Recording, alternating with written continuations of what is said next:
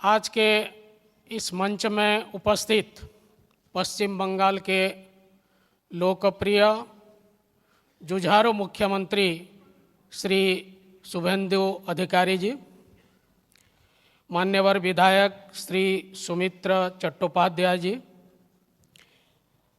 इस कार्यक्रम के आयोजन करने वाले फोरम के अध्यक्ष श्री देवाशीष लाहिरी जी, राष्ट्रीय स्वयंसेवक संघ दक्षिण बंग प्रांत के माननीय प्रांत संघ चालक, इस ट्रस्ट के ट्रस्टी सौरभ घोष जी, उपस्थित देवियों और सज्जनों, आज का दिन भारत के इतिहास में एक महत्वपूर्ण दिवस है। इसी का बार बार स्मरण होना चाहिए। जैसे ऋषि बंकिम चंद्र का जन्मदिन है, ये तो है ही, जैसे मेरे पूर्व वक्ता ने उनके बारे में आपके सामने में रखा। 51 साल पहले हमारे देश में आज का दिन एक काला अध्याय के रूप में परिचित है। जो आपातकाल, ये भारतीय लोकतंत्र का लोकतंत्र पर सबसे बड़ा आघात है और आज के पीढ़ी को ये विषय थोड़ा समझाना चाहिए, बताना चाहिए, क्योंकि जो तानाशाही प्रवृत्तियां कितनी खतरनाक होती है उसके बारे में मालूम होना चाहिए।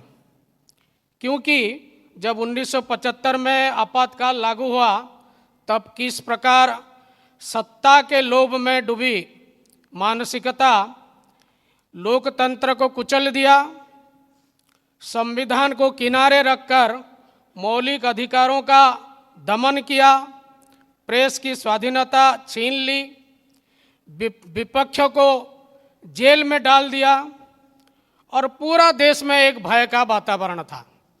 तो ये जो समय था, जिन्होंने इसका अनुभव किया है, कल उसका भी स्मरण हो रहा था।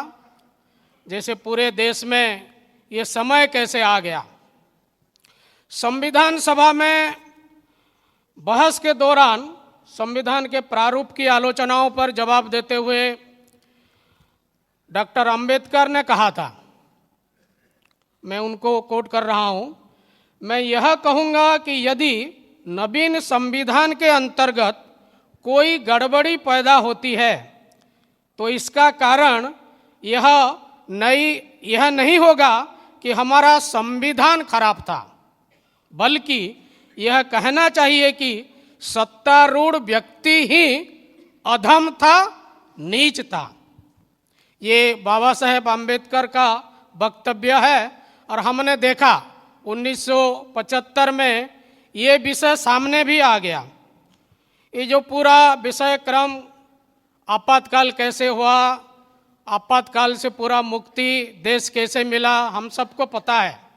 लेकिन 12 जून का एक घटना, उसी दिन इंदिरा गांधी को हाईकोर्ट, इलाहाबाद हाईकोर्ट ने उनका सदस्यता रद्द कर दी।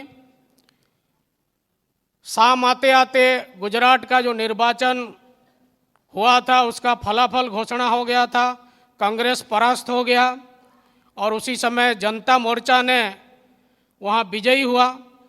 उसी समय इंदिरा गांधी ने यहाँ से श्री सिद्धार्थ शंकर राय को दिल्ली बुला लिए थे। श्री सिद्धार्थ शंकर राय ने साहा कमीशन के सामने जो अपने वक्तव्य रखे हैं, मैं उनको बता रहा हूं। उन्होंने बताया, इंदिरा गांधी ने उनको क्या कहा, सिद्धार्थ ये बताओ कि कैबिनेट की बैठक बुलाए बिना आपातकाल कैसे लगाया जा सकता है। यानी 12 तारीख के समय उनके मन में क्या चल रहा था। और सिद्धार्थ शंकर राय ने जो बात उनको बताया कैसे आपातकाल लागू हो सकता है, उसी प्रक्रिया में आपको आश्चर्य होगा, कैबिनेट में पहला प्रस्ताव पारित नहीं हुआ। पहले राष्ट्रपति जी का दस्तखत लिया गया, बाद में सुबह आनन फानन में मंत्रिमंडल का बैठक बुलाया गया और वहां प्रस्ताव पारित करते हुए फिर बाद में श्रीमती इंदिरा गांधी ने लोगों के सामने आपातकाल की घोषणा की। यानी ये जो विषय था उस समय के एक स्तंभकार, आप सब उनसे परिचित है, विशिष्ट स्तंभकार खुशवंत सिंह के शब्दों में, अपनी असुरक्षा की भावना के वशीभूत होकर उन्होंने लोकतांत्रिक संस्थाओं को नष्ट किया। यह असुरक्षा सत्ता गंवाने की आशंका से उत्पन्न हुई थी।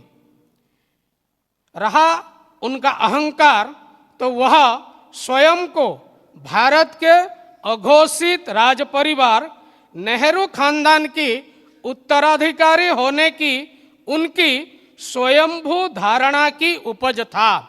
यानी इंदिरा गांधी की मानसिकता किस प्रकार है, उस समय अपने परिवारवाद, बेटे के मोह कैसा हो सकता है।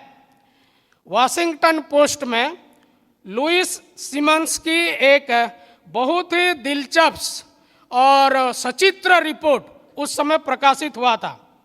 उस चित्र में संजय गांधी एक मेज के सामने कुर्सी पर बैठे थे और इंदिरा गांधी एक तरफ खड़ी थी। उसी रिपोर्ट में यह बताया गया था कि संजय ने अपनी मां को थप्पड़ मार दिया था। क्यों मारा था, किस लिए मारा था, रिपोर्ट में पूरा विवरण है वॉशिंगटन पोस्ट में। यानी अपने परिवार पुत्र मोह कैसा हो सकता है और देश को कैसे हम ढकेल सकते हैं। आपातकाल के रूप में ये 1975 की घटना हम सबको याद दिलाता है। जून 30 को राष्ट्रीय स्वयंसेवक संघ के तत्कालीन परम पूजनीय सरसंघ चालक बाला साहेब देवरस को गिरफ्त कर लिया गया।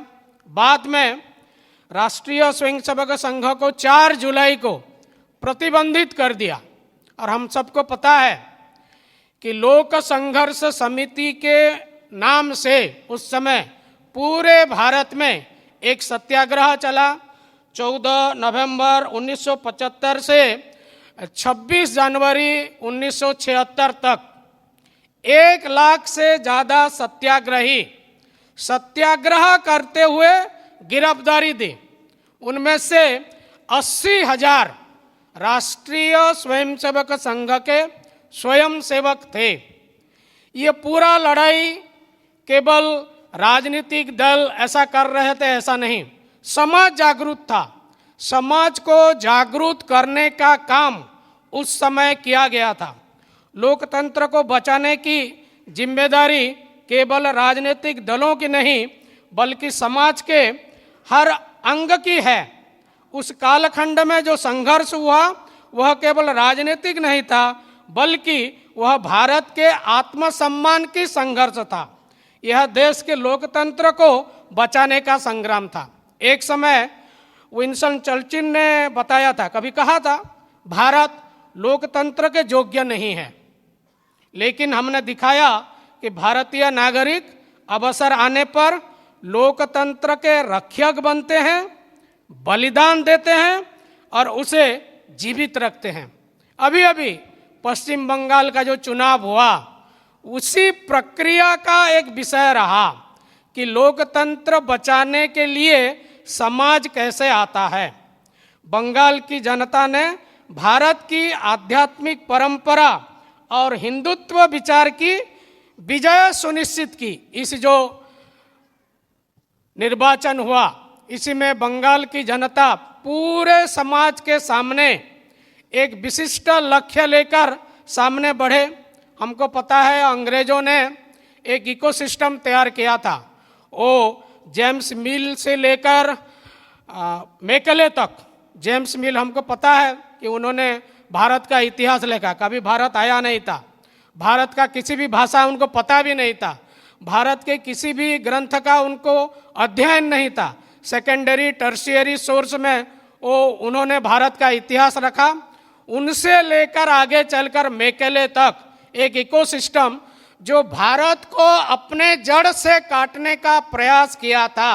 उसी समय बंगाल दुनिया के सामने, भारत के सामने, भारत के मूल से अपने को जोड़ने का काम किया था।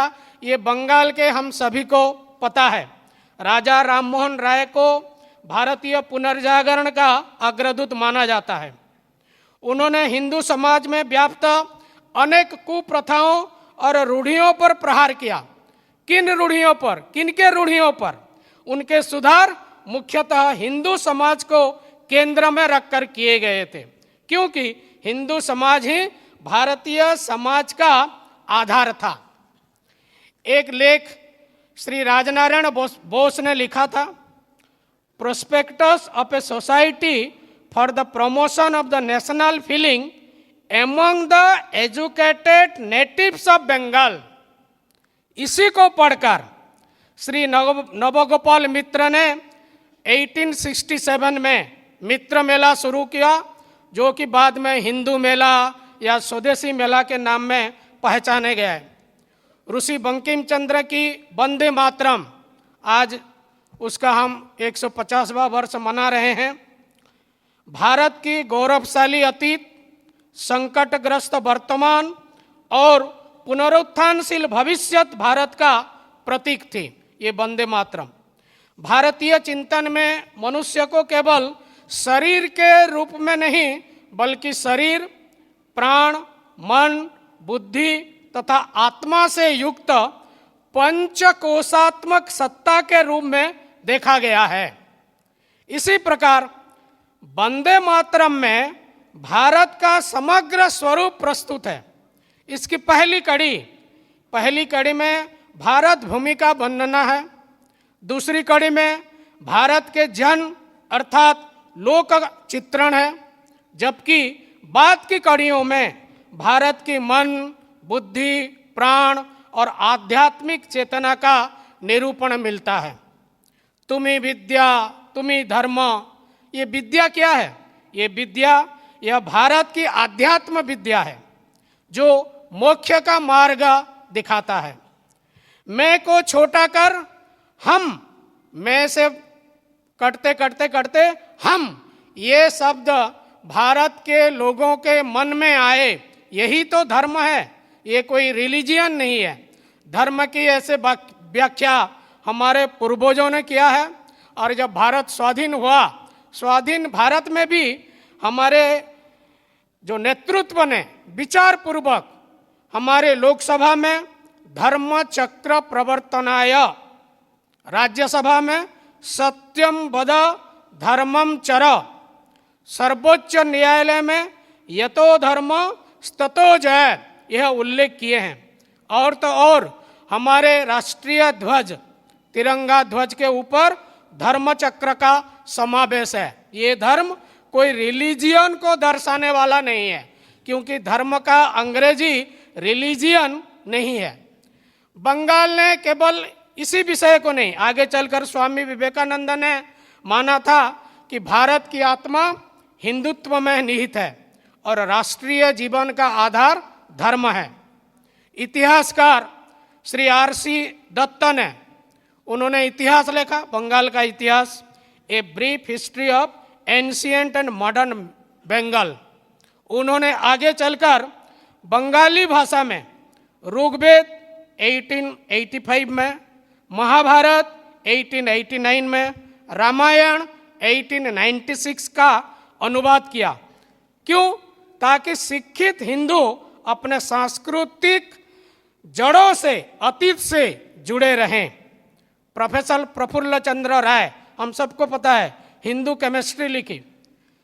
श्री JC बसु, जगदीश चंद्र बसु ने वृक्षों में प्राण है, संवेदनाएं हैं, और आगे चलकर उन्होंने धातुओं में भी संवेदनाएं हैं, यह दर्शाया है। अपने पूर्वजों ने जो देखा था, सभी में भगवान का दर्शन, सभी में ऊर्जा है, चिंतन का शक्ति है, चिन्मय शक्ति है। सर जगदीश चंद्र बसु ने ये हमारे सामने रखा। ऋषि अरविंद घोष ने, जैसे बताया गया, अपने प्रसिद्ध उत्तर पड़ा के भाषण में उन्होंने बोले थे कि राष्ट्रवाद कोई मानवीय विचार मात्र नहीं, बल्कि ईश्वर की शक्ति का प्रकटीकरण है। उन्होंने आगे कहा, सनातन धर्म ही हमारे लिए राष्ट्रवाद है। हिंदू राष्ट्र का जन्म सनातन धर्म के साथ हुआ है, उसी के साथ वह आगे बढ़ेगा और उसी के साथ उसका भविष्य जुड़ा है।